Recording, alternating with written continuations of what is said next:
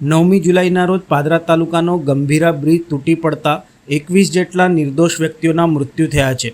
તે બાદ પણ તંત્ર રસ્તા મામલે હજુ ગંભીર નથી। શહેરના રસ્તાઓના કારણે અવારનવાર અકસ્માતોની પરિસ્થિતિ સર્જાતી હોય છે। સરદાર એસ્ટેટ વિસ્તારમાં રસ્તાની ખરાબ પરિસ્થિતિના કારણે એક રિક્ષા ચાલકનું મૃત્યુ પણ થયું હતું। તે બાદ પણ તંત્ર દ્વારા રસ્તા મામલે હજુ પણ યોગ્ય કાર્યવાહી હાથ ધરી નથી। ભીલ કેનાલ રોડ ઉપર ધ પ્લેનેટ વનમાં રહેતા દેવીદાસ વરાડે 12મી જુલાઈના રોજ સવારે 6 વાગે દૂધ લેવા નીકળ્યા હતા। આ સમયે નજીકમાં ડવ 4 રસ્તા પાસે ખાડાના કારણે તેમની બાઇક સ્લીપ થતાં તેઓ રોડ ઉપર પટકાયા હતા।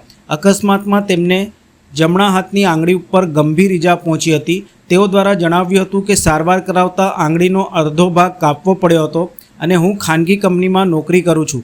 મોટાભાગનું કામ કમ્પ્યુટર આધારિત હોય છે। મારી આવકના સ્ત્રોત સામે જોખમ સર્જાતા પાલિકાએ વળતર આપવું જોઈએ તેવી પણ તેમની માંગ હતી। દેવીદાસ વરાડાએ કહ્યું હતું કે હું ખાડામાં પડ્યો ત્યારે નજીકમાં ઊભેલા લોકોએ ઊભો કર્યો હતો। ત્યારબાદ મેં પત્નીને ફોન કરતા તે આવી પછી અમે હોસ્પિટલ ગયા હતા, જ્યાં ડૉક્ટરે અડધો કલાક સર્જરી કર્યા પછી રજા આપી હતી। ડૉક્ટરે કહ્યું હતું કે હવે આંગળી જોડી શકાય તેમ નથી। પાલિકાના ખાડાએ વધુ એક જણને ઈજાગ્રસ્ત કર્યો છે। મારું નામ દેવીદાસ છે। કાલે સવારે 6 વાગે હું દૂધ લેવા માટે જતો હતો તો આ જ ખાડામાં મારી ગાડી સ્લીપ થવાના લીધે હું નીચે પડ્યો તો મારો એક આંગળી કપાઈ ગયેલી છે અને આ આંગળી કપાવા પછી અમે હોસ્પિટલમાં ગયા। આ ભાઈએ ત્યાં 2-3 લોકો અહીંયા જમા થઈ ગયેલા મને ઉચકવા માટે। પછી હું મારા મિસેસને હું ઘરેથી બોલાવી અમે હોસ્પિટલમાં ગયા। ડૉક્ટરે કીધું કે આના માટે 15,000નો ખર્ચો છે, સર્જરી કરવી પડશે કેમ કે મારી આંગળી ટોટલી છૂટી થઈ ગઈ છે, આટલી આંગળી કપાઈ ગયેલી છે। પછી અડધો કલાક સર્જરી ચાલી, એના પછી મને ડિસ્ચાર્જ મળ્યો છે। મારી પ્રાઇવેટ નોકરી છે, મારું મોસ્ટ ઓફ કામ કમ્પ્યુટર પર છે, પણ આ આંગળી કપાવાના લીધે એના પર માઠી અસર થવાની છે અને ફ્યુચરમાં હું જોબલેસ પણ થવાની સંભાવના ખરી।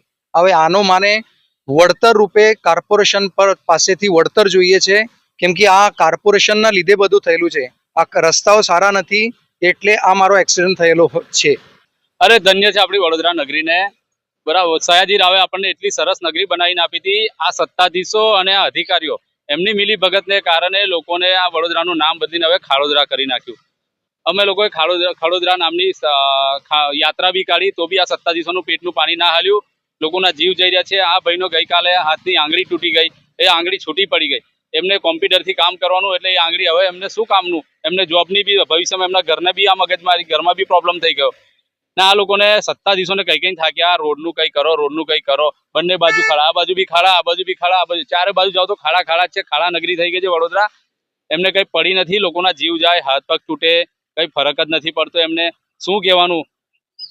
થોડા દિવસ પહેલા અમે લોકો ભીલ કેનાલ રોડ પર આગળ ગયા હતા, ત્યાં બી લોકોને ખાલી અમે વિરોધ કર્યો એટલે બીજે દિવસ આવી ગયા, લાલી પાવડર ગતા રહ્યા। એક જ વરસાદ એમને લાલી પાવડર ધોવાઈ ગયો અને આ બાજુ જોવા જ ના। જ્યાં વિરોધ કરે મીડિયાને લઈને જાઓ, એટલે વિરોધ કરો તો જ તમારે મીડિયા આવશે, તો જ તમારા રસ્તો બતાવશે, એટલે રોડનું કામ કરશે, પછી જય સિયારામ, એવું જ છે એમનું કામ। એટલે મીડિયાને લઈને જાઓ। મેં તો એવું કહું છું, જાગૃત થાવ આ સત્તાધીશો સામે। 5 વર્ષે એકવાર તમારી પાસે વોટ લેવા આવશે, એમને બી તમે સવાલ પૂછો કે અમારું શું, તમે ખાલી 5 વર્ષ અમારો હિસાબ તો હાલો 5 વર્ષનો, એ તમને કશું નહીં આપી શકે, જવાબ નથી એમની જોડે। અને અધિકારીઓને જલસા પડી ગયા છે, એ લોકો કંઈ બોલતા નથી એટલા માટે।